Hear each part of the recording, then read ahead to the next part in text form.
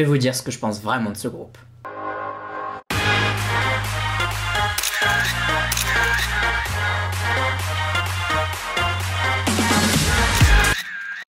Hello, bienvenue dans un nouveau top 5 sur iZone, IG1, IZ*ONE, Ozone. Le groupe formé par Produce et maintenant disband. Pour le moment, elles sont toutes chacune dans leur coin. Et je me suis dit que c'était le bon moment pour parler de mon top 5 des titres de ce groupe. Bien sûr, c'est mon avis perso, donc si vous n'êtes pas d'accord avec, bah, c'est normal. Et si vous êtes d'accord avec, bah, c'est normal. Donc c'est super, c'est trop cool. Numéro 5, Secret Story of the Swan. J'aime assez bien cette chanson, les Swan.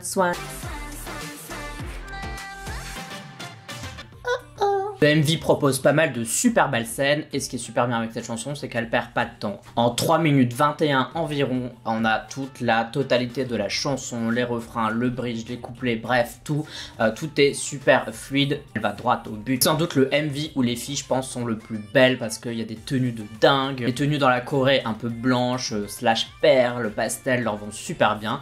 Donc si vous n'avez jamais vu Secret Story of the Swan, allez-y. En 4ème position, Gokigen Sayonara, premier titre japonais dont on va parler dans ce top. Gokigen Sayonara, j'aime beaucoup, c'est un peu de la city pop sous stéroïdes.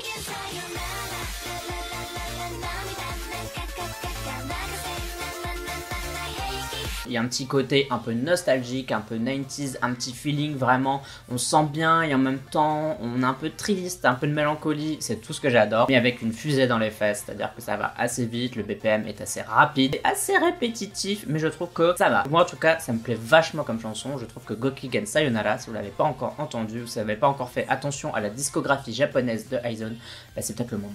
En 3ème position, ça va être Violetta.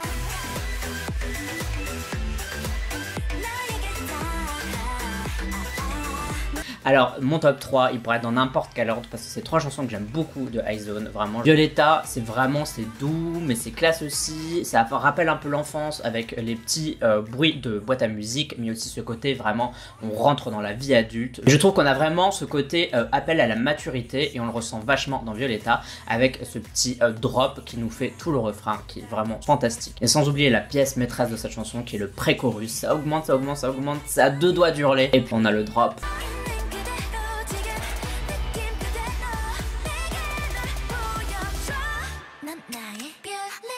Quoi de plus satisfaisant? C'est pourquoi Violetta est en 3ème position. En 2ème position, on va parler de Suki to Iwasetai.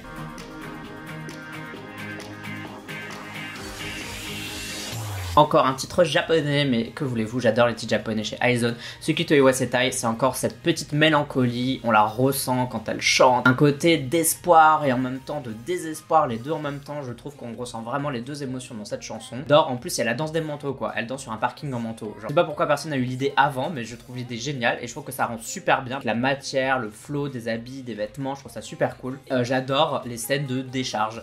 Étonnamment, dans ce MV, il y a des scènes de décharge et en fait, avec des petites lumières, ça rend vraiment un côté hyper grand et en même temps hyper claustro. Ça rend bien encore une fois cette impression du fait que en fait il y a une certaine mélancolie quoi, quand on est coincé dans une mélancolie, dans un désespoir et qu'en même temps on essaye d'espérer un truc. Je trouve que dans Suki to Iwasetai, il y a vraiment une émotion qui se dégage de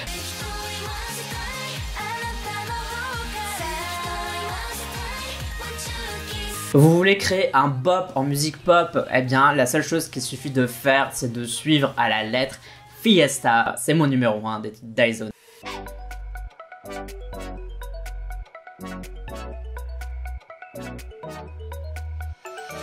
Rien n'est à jeter dans ce titre en termes de composition musicale, de comment ça flow, comment les trucs arrivent, ça ne s'arrête jamais. Il y a toujours des petits sons musicaux qui s'ajoutent au fur et à mesure, c'est super agréable, c'est grave bien. Et en plus, on a droit au pouet magique, le truc que j'adore le plus quand ça fait c'est tout ce que j'aime.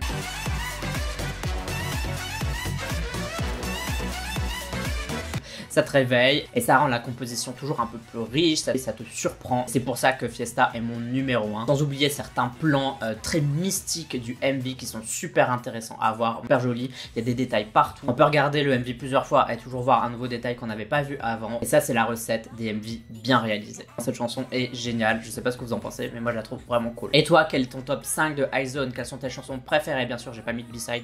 J'ai préféré me concentrer sur les titles. Donc n'hésite pas à inclure des B-sides si toi tu trouves que parmi leurs meilleures chansons se trouvent des B-sides. J'attends tout ça dans les commentaires, vas-y, n'hésite pas. C'est déjà la troisième vidéo que tu regardes et t'es toujours pas abonné, eh bien peut-être qu'il faudrait penser à s'abonner à ma chaîne et tu peux aussi me suivre sur d'autres réseaux sociaux parce que je peux te faire gagner un album de K-pop sur mon Discord par exemple. Tu as tous mes réseaux dans la description de la vidéo. Tu me suis si t'en as envie, uniquement si t'en as envie, mais si tu décides de t'abonner, bienvenue à toi sur ma chaîne et on se dit à la prochaine pour un autre top 5. Bye bye bye bye. Annyeong.